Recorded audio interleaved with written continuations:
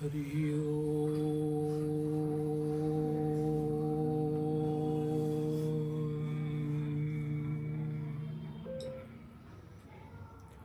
शास्त्र प्रमाण भी है और मेरा अनुभव भी है, और वर्षों से मैंने गुरुजनों से भी ये बात खूब विमर्श की है। ओमकार का गुंजन जो है 7 बार जब होता है तो वो ब्रह्मांड को, जिस जगत में हम जीते हैं, इसको भेद के वो सूक्ष्म जगत से हमें जोड़ता है। तो सब लोग गुंजन करेंगे। हरि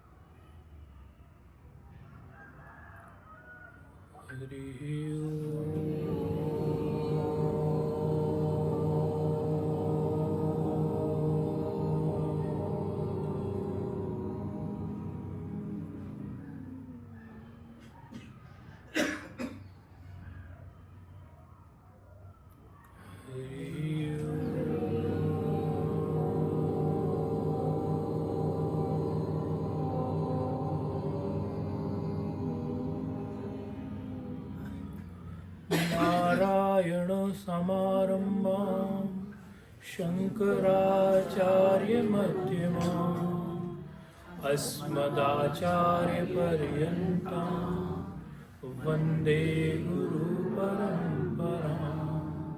श्रुतिस्मृतिपुराणानाम् आलयं करुणालयं नमामि भगवत्पादं शङ्करं लोकशङ्करं।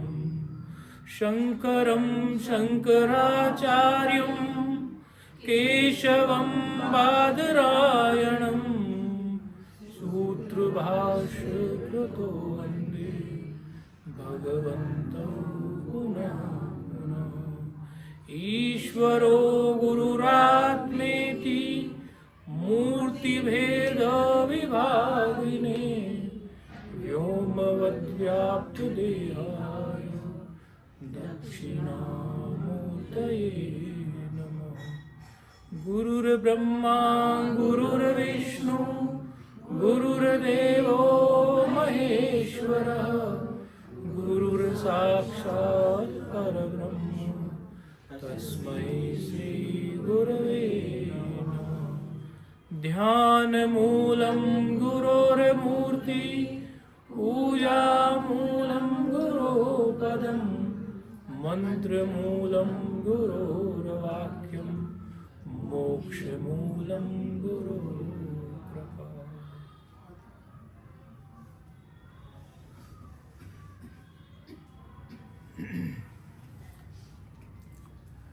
महाशिवरात्रि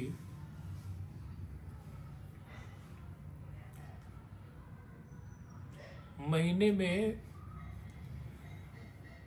हर महीने में शिवरात्रि पड़ती है, लेकिन ये फागुन मास में जो आती है इसको विशेष रूप से महाशिवरात्रि कहते हैं। महाशिवरात्रि समम नास्ति।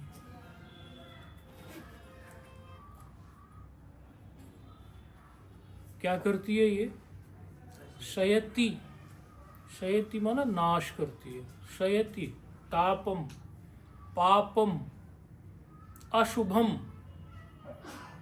अशुभ जो चीजें हैं उनका भी नाश करती है, अशुभ संस्कारों का। भगवान भोलेनाथ का तो काम ही है ना, वो तो रुद्र है, तो विनाश करने का। तो शयति पापम तापम अशुभम यस्साम निशायाम।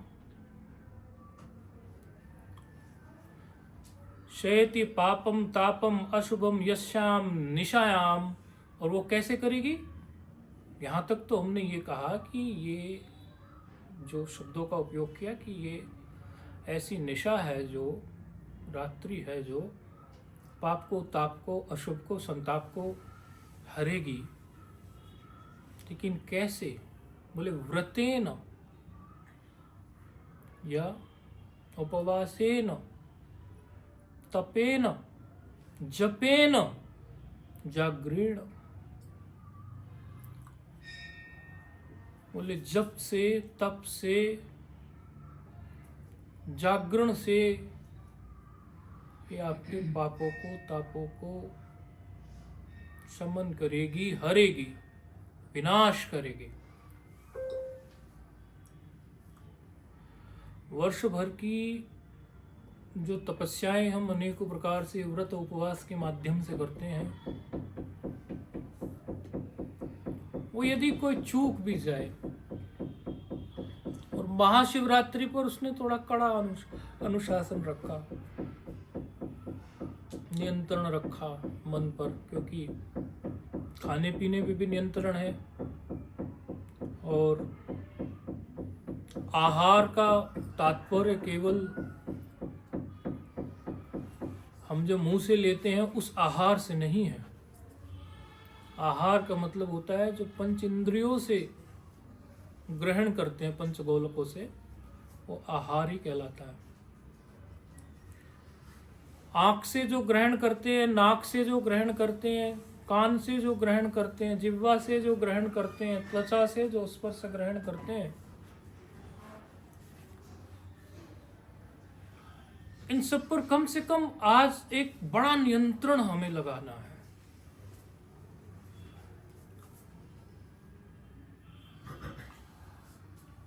कल एक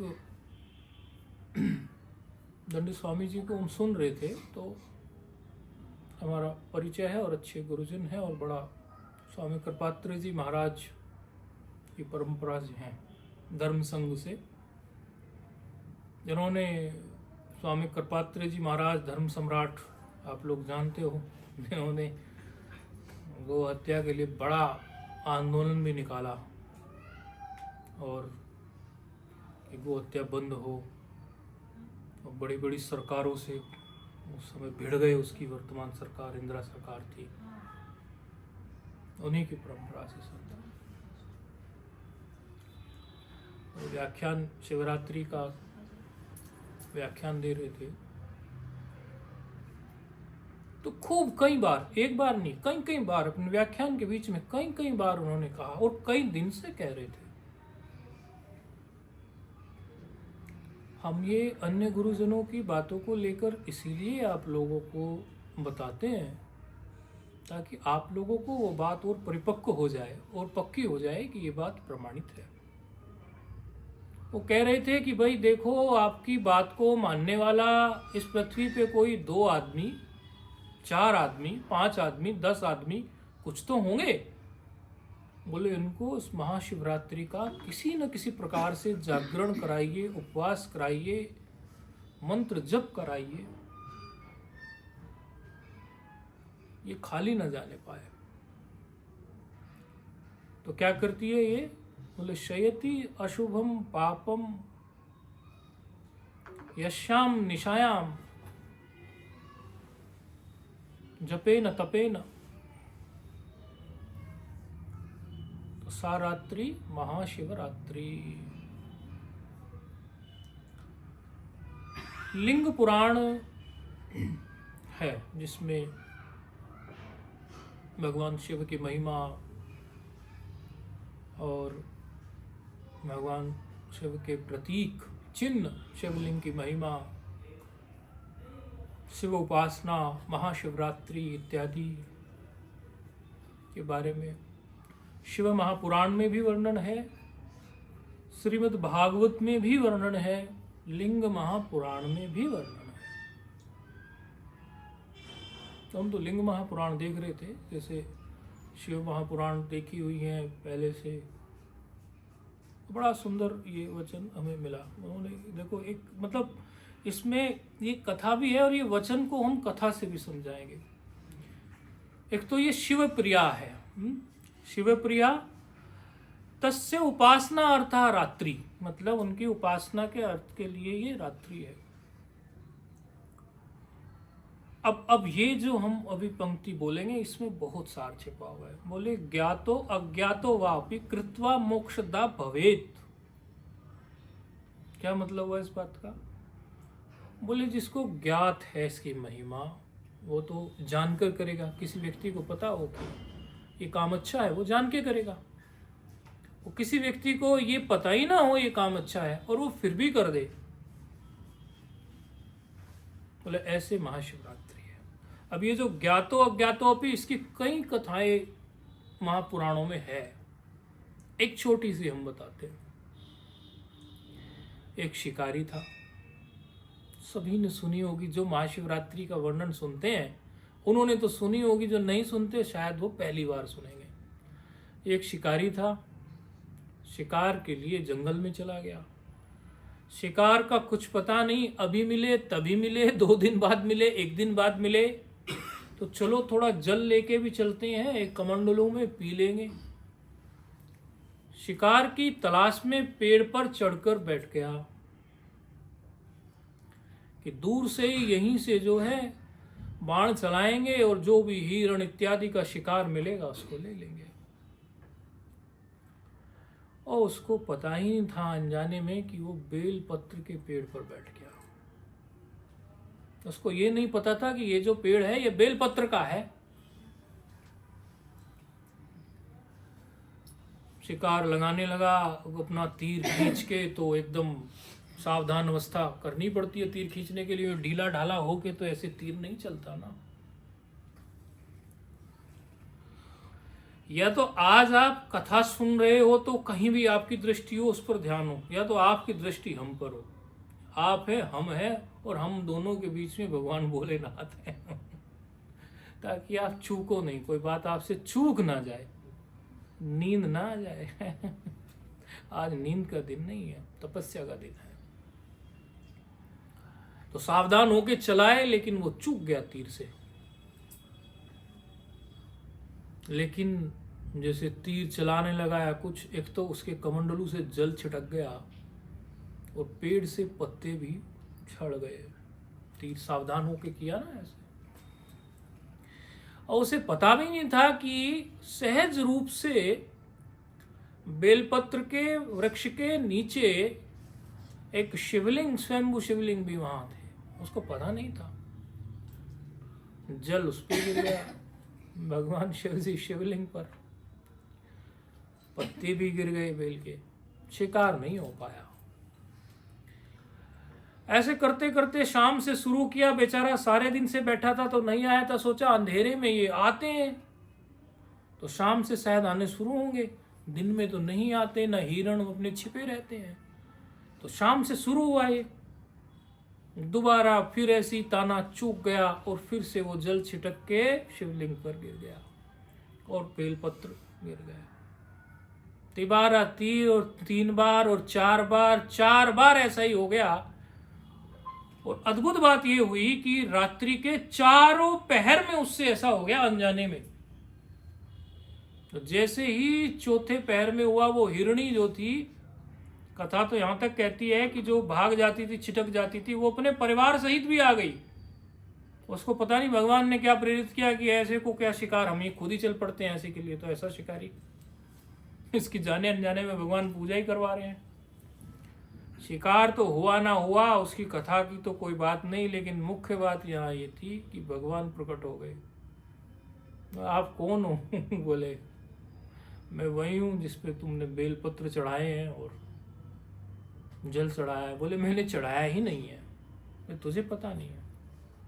तो ज्ञान तो अज्ञान तो वापी, ज्ञातो अज्ञातो वापी। वा माने होता है या, संस्कृत में वा का मतलब होता है या। जैसे हिंदी में आप लोग, इंग्लिश में आप लोग नो बोलते हैं ना, नहीं, तो संस्कृत में नहीं को बोलते हैं माँ से। तो ऐसे शब्द अलग अलग होते हैं। विकल्प के लिए वह शब्द होता है, व्याकरण वाले जानते हैं। तो ये महाशिवरात्रि ऐसी है कि जानबूझ के हो गया। जैसे हमें किसी ने बताया कि हम तो ट्रेन में थे उस दिन और हम वेजिटेरियन खाते केवल, और ट्रेन में ट्रेन वाला चिल्लाने लगा। हमने उससे पूछा, जो वेटर घूमते हैं उसमें, कि भाई तुम्हारी जो किचन है ट्रेन की, राजधानी की या जो भी ट्रेन उनकी रही होगी, इसमें वेज वेज बनता है या नॉन वेज भी बनता है? बोले जी देखो, सच बात तो ये है कि हम तो दोनों ही चीजें परोसते हैं। बोले फिर मैं भोजन नहीं करूंगा। एक साधक ने ऐसा कहा। अच्छा, ये हमारा भी अभ्यास है, ये चोले में आए तब से नहीं, इसके पहले से ही, जहां दोनों चीजें बनी होगी, जब हम नौकरी में थे, मतलब उस समय से ही हमने कभी भोजन का ऐसा कुछ सोचा भी नहीं। बहुत पहले, अब तो मतलब ही नहीं, लेकिन उस समय भी आसपास से भी कहीं कितनी दूर तक भी हो और हमें पता चल गया तो नहीं। तो ऐसे सावधान रहे होंगे वो भी। बोले मैंने कुछ खाया ही नहीं जी रात भर, और बोले उस रात्रि के बाद मेरा जीवन ही पलट गया। ये बिल्कुल सत्य घटना है। तो अनजाने में उनसे उपवास हुआ, अनजाने में। और ज्यादा जो है, कई लोगों को ट्रेन में नींद नहीं भी आती, नींद उनको वैसे ही नहीं आई, हैबिट नहीं होगी ट्रेन में ज्यादा चलने की। बोले मेरा जागरण भी मजबूरी में ही हुआ, मैं जागरण कर नहीं रहा था, हो गया बस। लेकिन मुझे ये पता है कि उस दिन के बाद से मेरे जीवन में सात्विकता का एक विशेष प्रवेश, सात्विकता का मेरे जीवन में हो गया। कई लोग महाशिवरात्रि को ऐसा समझते हैं। अच्छा, हम आप ही लोगों से पूछते हैं, आज हम ज़्यादा बोलने में या ज़्यादा ऊर्जा खर्च करने में नहीं, आप लोगों को भी ऊर्जा संचय करा